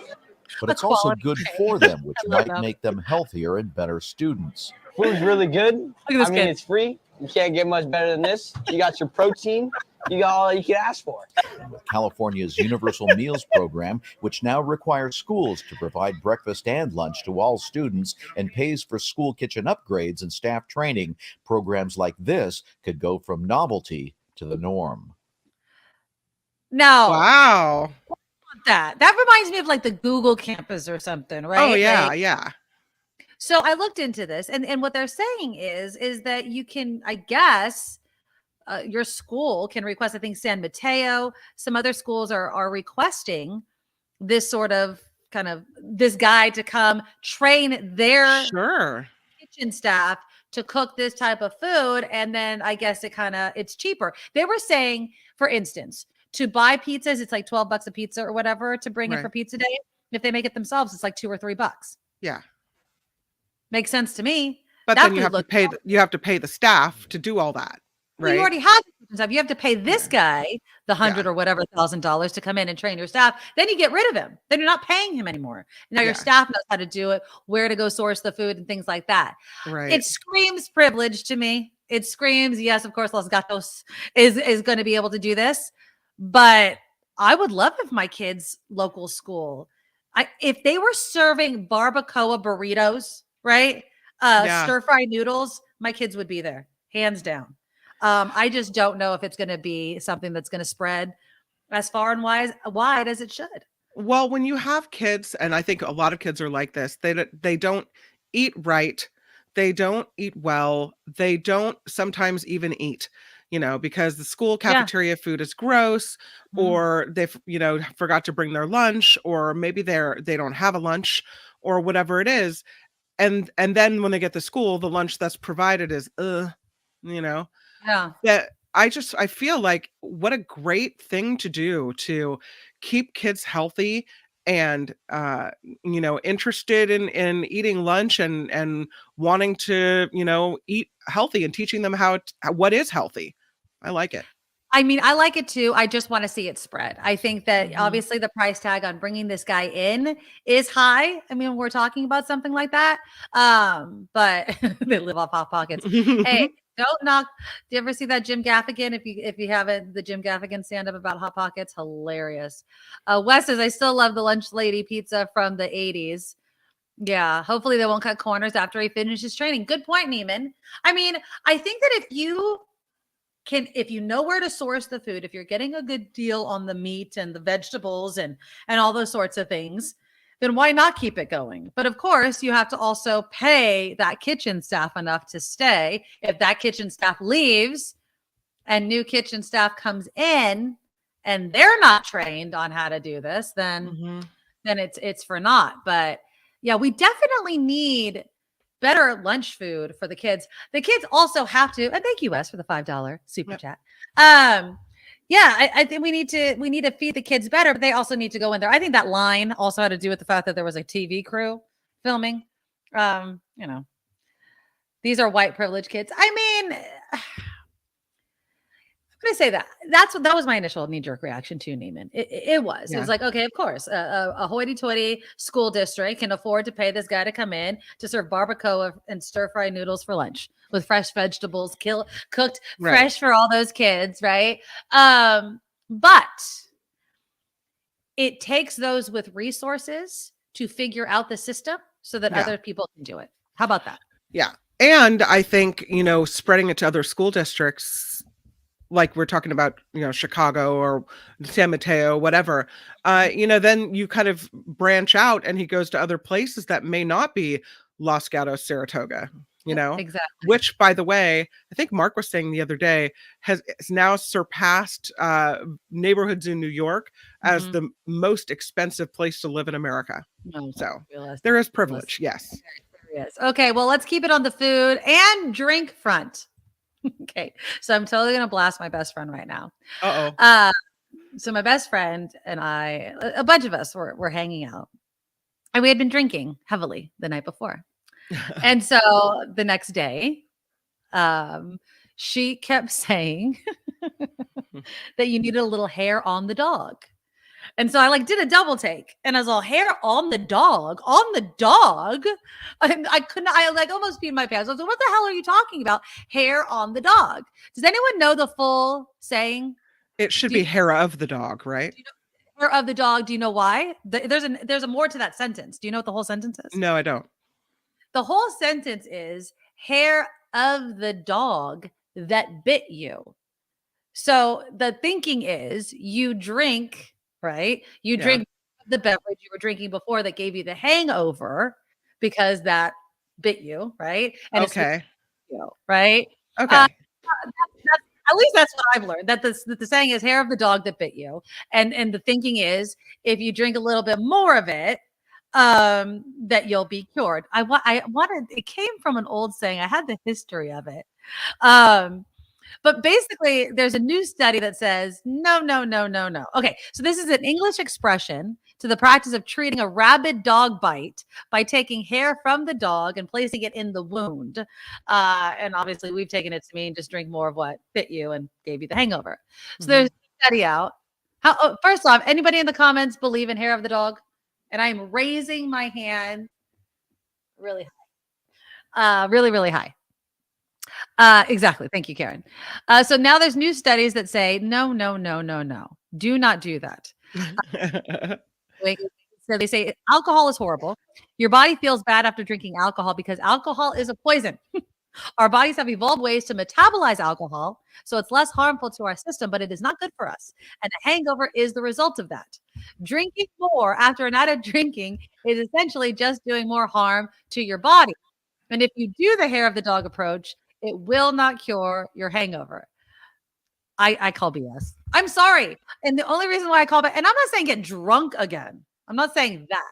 But I am saying, as someone who drinks, and I'm not going to get Kim McAllister's opinion because I know she doesn't drink very much. I'm telling you, if I have a terrible hangover and I drink water, I have Advil or something, and I'm not feeling better, one beverage of what I was drinking the night before or something like that makes me feel better. It just does it really? So you do that? I mean, not every time, but I have. Absolutely. Yeah. Oh yeah. And you think it works? Oh yeah, totally. I totally. Wow. And I don't know if it's just in my mind, but I mean, and Brian's like, it's all good unless you're an alcoholic. Obviously, like you don't want to just keep drinking. Let's go through the hair of the dog. Yeah. I mean, I was cracking up. So now I even sent my friend that said hair on the dog. I'm like, what do you think hair on the dog means? Like, it doesn't even make sense. But yeah, it's okay. So yeah, bit you. Yes. Can I have a hairy dog, please? No, Daddy Chi, you cannot have a hairy dog. What is a hairy dog? Is that there is a drink? There's a groundhog or greyhound. Greyhound is the drink. Is it vodka and grapefruit juice? I don't know. I'm trying to be a bartender right now. Mutilating Blast says it makes perfect sense to me. No, a Severin Shot says no, you don't do hair of the dog. Wes says yes. Mutilating Blast says yes, I've done it. Lori says it works. Wes says a Bloody Mary for a hangover. I would agree, except I've heard that. Cannot stand tomato juice. I don't care if you put salt, pepper, Tabasco, a burger, and onion rings, celery, asparagus, whatever. Making a meal, it's still tomato juice. It's disgusting. Do you like tomato soup? I've never had tomato soup in my life. Really? No. I love pasta sauce. I think I'd probably like it. I just have never had it. Yeah. Neiman says nope. Let's see. Mutilating Blast says beer to get rid of a headache, then go back to sleep. And yes, obviously drink water. Lori says a hangover is a mini withdrawal. Small amount of alcohol is like one beer. Yes. Yeah. Da, da, da, da. Yeah. I mean, I just was laughing about it because I know so many, and I'm learning from my comment section. So many of us live our lives by that kind of myth, I guess, that hair of the dog works. Nothing helps, just more booze. Yeah. Brian says, I know Navy guys who used to set themselves up with saline IV drips for the hydration. When I went to Nashville, it wasn't me, but my sister-in-law, whose birthday we were celebrating, she got an IV. Wow. She had her friend's a nurse and brought all of the stuff with her. And her and another girlfriend had to have an IV. That's how bad they were. I did. How do you have an IV? Do you have to go to the hospital for that, or No, are they they just bring nurses? it. They're nurses, so they brought all the IV bags and everything. Oh my like that. God. I know. Can you imagine drinking that much? Jesus. Totally judging. Not judging. I did not have to do any of that. Drink water, take aspirin, drink more. There you go. See, I got a bunch of lushes in my comments. Oh, I'm around my own folk over here. Let's see. Oh, Lauren says, I gave up alcohol more than 3 years ago, but my go-to was a nice fountain drink with extra ice. Ooh. Mm-hmm. Yeah, maybe like a little bit of the sugar or something helps you. But yeah. Alcohol, Nick says, acts as a diuretic when you're hungover. Your Krebs cycle don't happen properly due to insufficient water availability. Okay, Dr. Scientist. I'm just saying a little beverage and then going back to bed. It's worked for me. So there you go. Okay. When we come back, speaking about a reset, kind of along the same vein, have you heard what Aaron Rodgers does? Apparently regularly, let's say after a football season. So he is evaluating personally, taking personal reflection on whether or not he wants to continue playing football. He hasn't come out. He's thinking about it. He's pulling a Tom Brady, I think. He goes to something called a darkness retreat. Let me know in the comments during Kim's news. Well, one, has anyone done a darkness retreat? Because we'll get into what that is. I'll play you the sound of his interview that he did with Pat McAfee on his podcast. And let me know if you've ever done a darkness retreat. He'll describe it. I'll give you more details. I have some pictures to show you. You tell me what this sounds like, because I have one image in my mind. And have any of you gone on kind of these personal retreats? Not a retreat to save your marriage or anything like that. Something that's like, I'm going to go deep into my soul and my psyche or something like that, to be outside your comfort zone. Have any of you done any sort of retreats? Because I've always wanted to do one and I have no idea where to start, where to go, what would be cool. I'd love to do one with my husband, but not like, oh, we're going to work on our relationship. Just kind of like, let's explore our lives together type of thing. I don't know. So if you've done any of those, let me know in the chat. I'll talk about Aaron Rodgers and his darkness retreat. And do you think that all of us could benefit from a bit of a darkness retreat? Okay, let me know in the comments. And here's Kim with the news. Now, from around the world to up your street, the Nikki Medoro Show presents News Czar Kim McAllister. And this report sponsored by tax attorney Steve Moskowitz at 888 Tax Deal. It's a story we haven't talked too much about, but this is a big one in the news today. Alex Murdaugh, pictured here, is on trial for murder in the deaths of his wife and son, and today is testifying in his own defense. The former South Carolina attorney taking the stand today, describing how he stole money from his law firm to hire a man to shoot him. He says he stole the money to help pay for his drug addiction and hired a shooter so his surviving son, Buster, would get his life insurance. This testimony continues, as does this case. Ohio's lieutenant governor says residents in East Palestine, Ohio, should drink bottled water if they feel unsafe after the recent toxic train derailment. Should it be Trump water? Is it Trump water that they should drink? I mean, that's not high quality, Nikki. I don't think so. They had to scrimp in order to get the Trump name on it. So I'm saying no. John Husted said on CNN he and other officials drank the tap water to prove it is safe after the derailment spilled toxic chemicals in that area. He says people should do what makes them feel comfortable. What makes you feel comfortable? Would you drink the water? No, I would not drink the water. I think that's all for show. It reminds me of that scene from the movie Aaron Brockovich where she's sitting across from the attorneys and she's like, we brought that from Hinckley or whatever. Yeah, I mean, I don't think that you need to make kind of these demonstrations. I think they are right. You do what feels comfortable, but I don't think enough time has passed for me to feel comfortable drinking that water. No, not at all. No, and I definitely wouldn't let my kids drink it. And so what do you do then? Do you not take showers? Do you not what are people doing Go in talk that to area? people in Flint, Michigan and ask them what they've been doing. You know what I mean? It's ridiculous. I don't know. I don't know what I would move. Honestly, I would not come back. I wouldn't come back. No. Oh, so here's the picture of the storm-damaged Capitola Wharf from a month or so ago, right? But we're seeing more and more issues with sea levels rising, and now the Honolulu City Council in Hawaii is approving 2 measures that address rising sea levels in an effort to protect Oahu's coastal resources. These bills will increase the shoreline setback rules for new buildings, currently 40 feet from the high water mark. That will increase, though, in 2024 to between 60 and 130 feet. Still doesn't seem like far enough, depending on the coastal erosion rate and the location of new buildings. The measures are in place to fight a 3-foot rise in sea level expected by the end of the century. These bills now head to the Honolulu mayor for the signature. I put this picture up because it just shows, that it's dangerous when you live along the coast. These things happen. I'm sure that the folks that built those houses in Capitola thought they were far enough back too, right?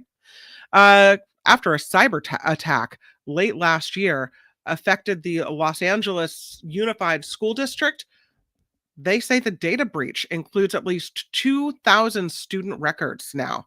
Some of these records are from almost 3 decades ago. A statement from the district coming after an article by The 74, which is an education news site, reported that mental health records of former Los Angeles students were now sitting on the dark web.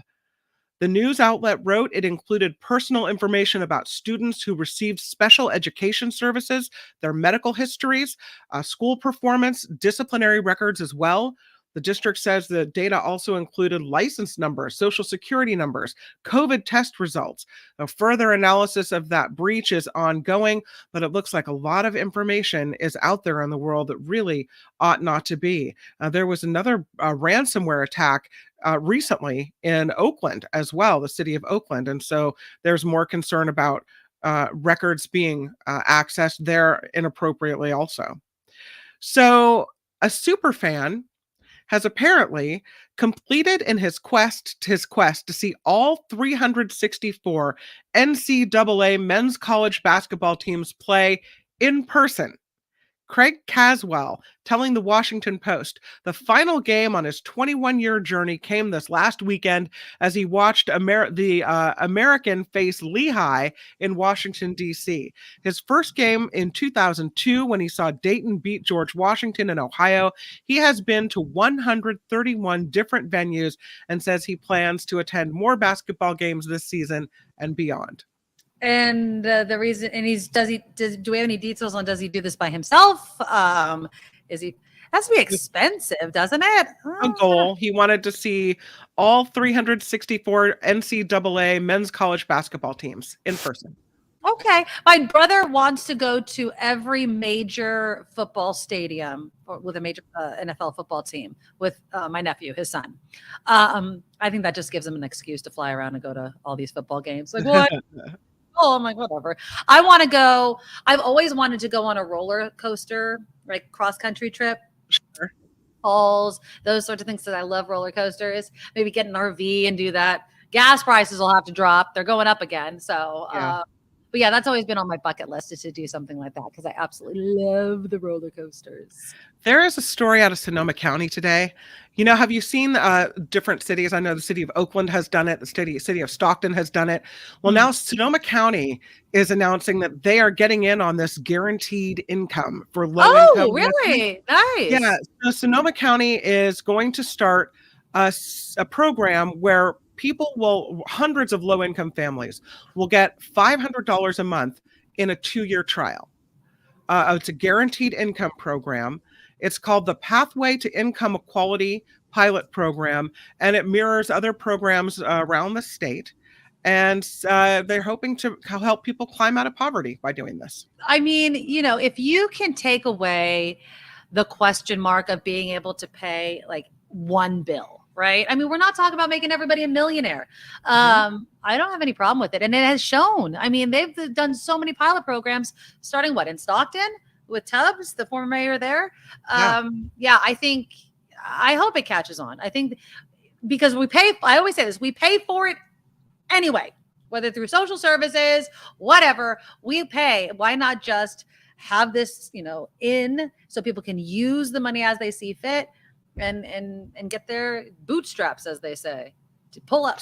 There you go. Pull my other bootstraps. So as a former smoker, I'm interested to see what you have to say about this one. Oh, let me weigh in on it. Oh, Lord, let me tell you that there is an effort now, a bill in California would eventually lead to the banning of all tobacco sales in the state of California. It'll never happen. You don't think so? No. So, okay, this law would be make it illegal to sell cigarettes and any other tobacco products to anyone born after January 1st of 2007. So basically you have to die out, and eventually, people will just not smoke anymore because they're all dead, right? No. If signed into law, it would mean that by the year 2073, people wanting to buy cigarettes would have to show ID to prove they're at least 67 years old. That's great. It is an ensurement that the next generation of California children don't become addicted to smoking. This is the author of the bill, Assembly Member Damon Connolly, who's a Democrat in San Rafael. And as Nikki has mentioned, likely some strong opposition coming to this one. If this bill becomes law, the industry will likely sue to block it, all kinds of things. So, yeah, it's a big fight. I don't think that this is the way you go about it. I don't. I did not quit because laws were enacted. On one hand, there's nothing that stops people from raising the taxes on all of these tobacco products where it just becomes ridiculous to be paying 14, 15, 20 bucks a pack of cigarettes. So you could use money as a deterrent. And again, does this mention vape products? Does this mention nicotine products? Because if it doesn't mention nicotine products, then you're just hooking another generation to a different type of product. All tobacco products. Well, this is tobacco. It's nicotine. Vaping is nicotine. There's a difference there. There's no tobacco in it? No, tobacco is a plant. Okay. There's no plant. I mean, I don't know how far down you go down the rabbit hole of where you get the nicotine. Does that count? But I would say that's quite the loophole, but let's just go with this. Say that you don't want this law to affect you. You want to be able to smoke if you want to smoke, or you're a smoker and you don't want this to affect you or the people around you that smoke. But if you ask anyone, do you want your kids to smoke? Oh, no. People will probably say no. So then you look at this law and say, well, then what's the problem with it? I'm basically ensuring that my kids never pick up this habit. It's good. There's many. It's going to be a lobbying thing. It's going to be a freedom thing. It's going to be my kid's 18 and can die for this country, but can't get a cigarette if he or she wants one. It's the same arguments we always heard. Yeah. No, societal pressure, I think it does wonders. Right. If you become like that nasty smoker who smells and stands out in the cold all day that nobody wants to hang out with, that's a pressure. And monetary. Just raise the taxes on the damn thing. Make money off of it. I mean, that's the way. People will smoke less if it costs more. It's similar to gas, right? Some people are addicted and will do it. And some people will transition to vape products, which again, while I would love it if people I know stopped vaping, it is so much, at least being around them, better than when they smoked cigarettes, combustible cigarettes. So yeah. Okay, so I will finish up with this story. Okay, let's get this lady smoking off the screen. I'll finish up with a snow story. All right. Because no, that's the Darkness Cave. I'm sorry. I'm looking for Anderson Valley. There it is. There you go. Anderson Valley in Mendocino County saw some snow early this morning. We also had a picture from Sharon in Willits, who had some snow at her property as well, though she lives in a bit of a higher elevation. But I will say, here's Sharon's picture. Hold on, let me get it for you. I will say that there are some people saying there was snow near the Hollywood sign in Southern California. Here's Sharon's. All about it. There's Sharon's patio or porch. There you go. And where does Sharon live? She lives in Willits. Oh, okay. Yeah, she's a viewer, listener. Mhm. Oh, it makes me cold just looking at the pictures. I'm telling you. So this winter storm, they say that snow levels are dropping to 1,500 feet, including Metro Los Angeles. I know, Nikki, I'm sorry. But Sky 5 in Southern California catching video of what looks like a little dusting of snow on homes and vehicles right below the Hollywood sign. That is the elevation of 1,578 feet. A viewer to KTLA also showing what appears to be a little snow, or they call it grapple, yeah, on cars in Beverly Hills. So I'm going to show you this picture as well. Give me a hot second, okay? Because I want to show you how pathetic here we are in California. That this is what we get excited over. Okay, this is what this is we're like, oh, you guys, it's snow. Is it really snow? Is it? No, well, come it's on. really cold. It's really it's a cold. little. That's, you got something white on your windshield there, pal. Yeah. The other picture, yes. This picture, no, not at all. People in other states are laughing at us. Like, yeah, look at the people in Southern California. They think that's snow. Yes, I mean, like, okay, so I'm gonna share something real quickly here. This was a weather report because, again, I am going to Southern California, and somebody in the chat earlier was saying, document the trip. Oh, I'll be documenting the trip. Stay tuned. But listen to this news report. We have a new warning that just developed, so bear with me. This is Southern California. So take a closer look at the LA County mountains there. We've got a blizzard warning. And I have to be totally honest with you guys. I've actually never seen a blizzard warning. And as I'm talking here and working, I'm seeing orange. And I'm thinking to myself, I've never seen orange in the forecast, on the forecast map here in Southern California. I'd say been here for almost 14 years now. So this is unbelievable. We see winter storm warnings. We see winter weather advisories. We see purple in the mountains, pink. That's indicative of winter weather. But orange, that's pretty new. Thanks.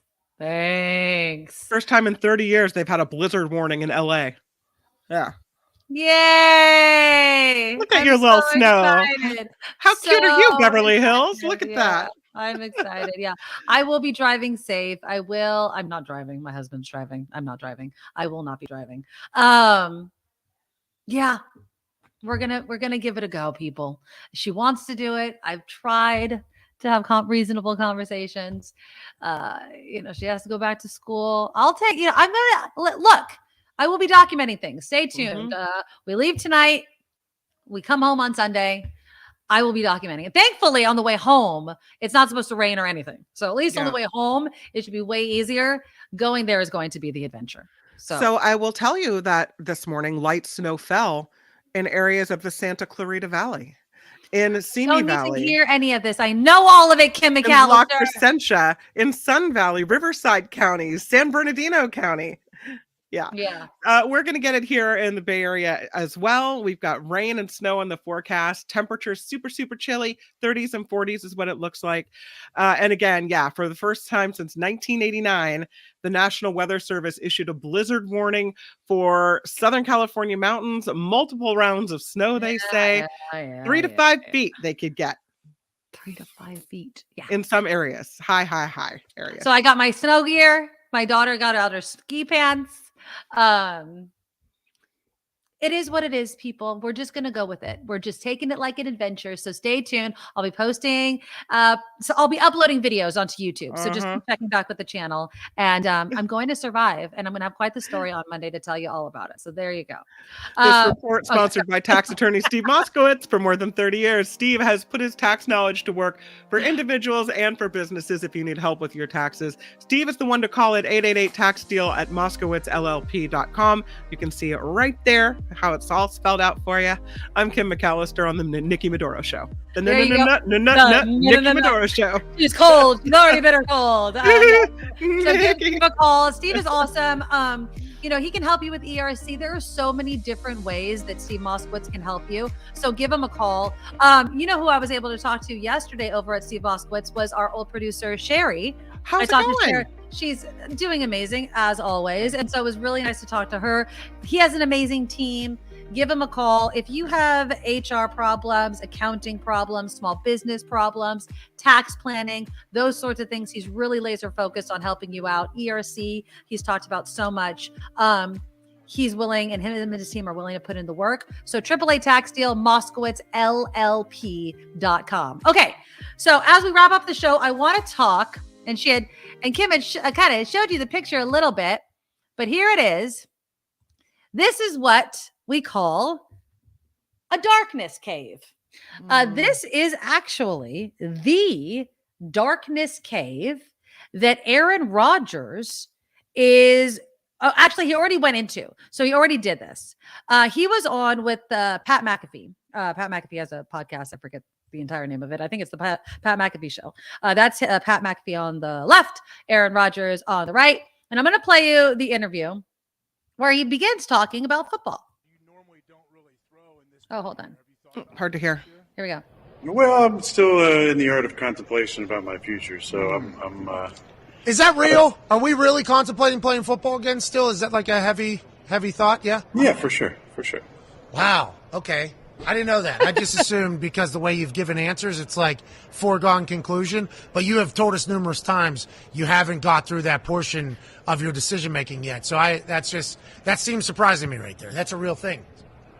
Yeah, it's a real thing, 100%. And that's why I think it's going to be important to get through this week and then, to take my, my isolation retreat and just to be able to contemplate all things, my future, and then make a decision that I feel like is best for me moving forward and in the highest interest of my happiness. And then just retire already, Aaron. What's isolation retreat? We're just going into a cave? Are you not going to talk? You're not going to speak? One of those things? Yeah, is it just you in there? And if you're just in there alone, do you know how many days you're in there? Are you taking an iPad, a book? Are we able to reach you? It's 4 nights of complete darkness. What? You going to Alaska?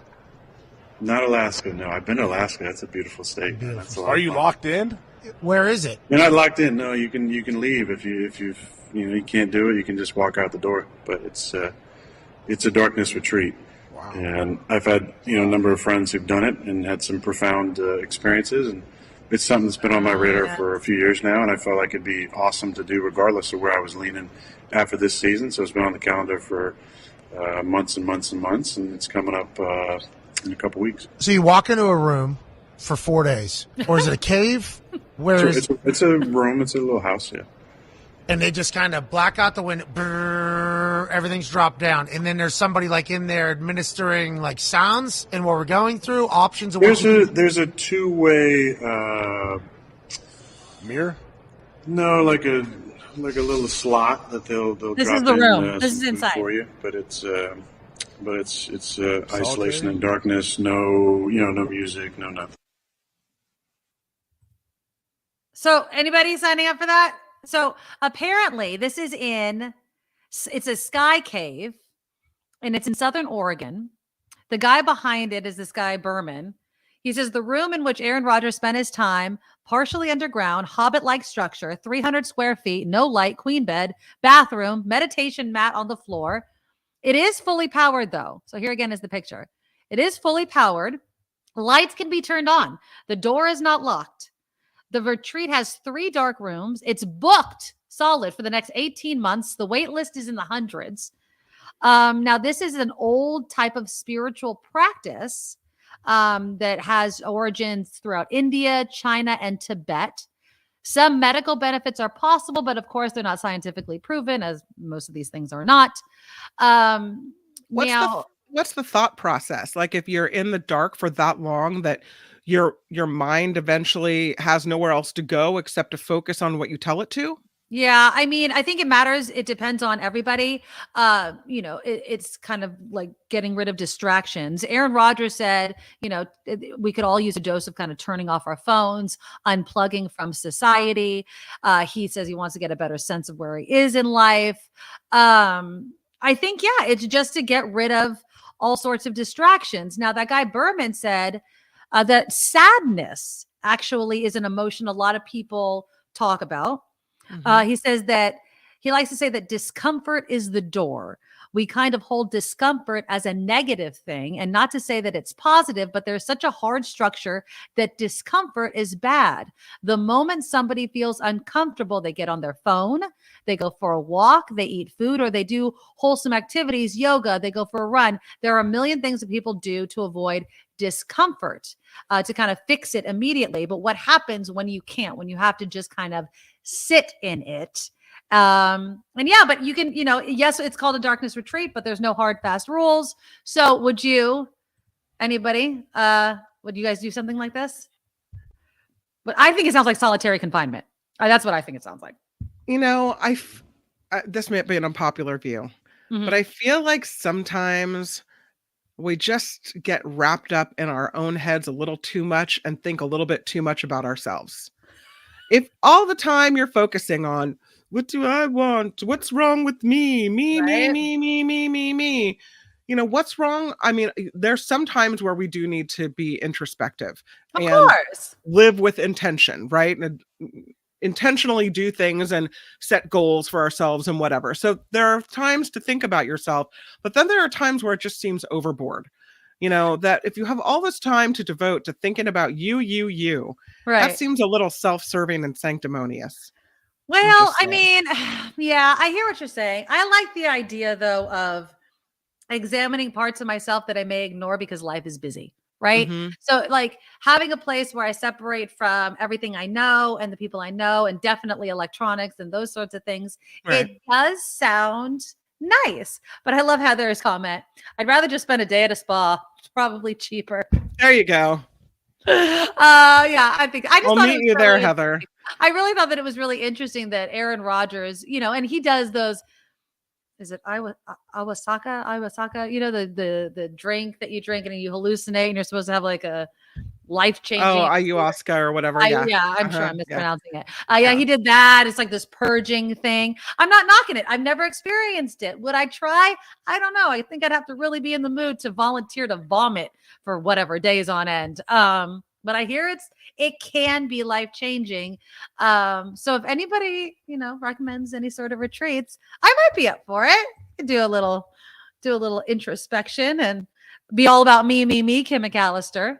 Why not? You know what I'm saying? I just feel like the people I know who, not all, many of the people I know who are depressed or always kind of negative are always having the focus inward on themselves. Right. They're always looking at, what's wrong with me? Why me? Like all these things. Why am I not having a better job? Why am I not?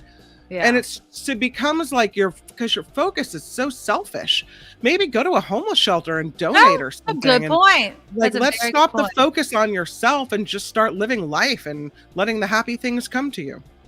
I love that. Let's end it on that note. Let's click the thumbs up button and make it about the show, though. Not necessarily about me or Kim, just the show in general. Click the thumbs up. Click the happy button for me. To show support of the show. We really do appreciate it. Again, if you want to be a Patreon subscriber or want links to share the show with your friends, go to theNikkiMedoroShow.com. Thank you to everybody that's donated in the super chat. Thank you to everybody that donates through PayPal. The email is theNikkiMedoroShow@gmail.com. The merchandise that you see behind me is for sale, along with other things, at the NikkiMedoroShop.com. Well, not my Matthew. He's not for sale, Matthew. This is not for sale. You can get something like this on the hoodies that we have for sale. So go to theNikkiMedoroShop.com. I really appreciate you all. Again, I will be on the road tomorrow. Kim McAllister, Tim Sika is going to be there tomorrow. Pray for me, people. Pray for me. It's going to be cold. It's going to be an adventure, and we're going to keep a positive attitude about the whole damn thing. So stay tuned. I will be posting I will survive. And until next time, yes, what? Go ahead. I already have Clark Reed lined up. For yay! tomorrow, and then Tim Sika will be here. It's going to be a great show. We're just going to sit here the whole time and make fun of you, and we're going to wish you warmth. Yeah. Yes, just send me all your warming vibes because I'm going to need it. All right, until next time, I love you all. Mwah. Bye. Nikki, you're all so awesome. You're sprout like a beautiful blossom. You're also the best. I really can't rest. You're all so awesome. Wow. Okay.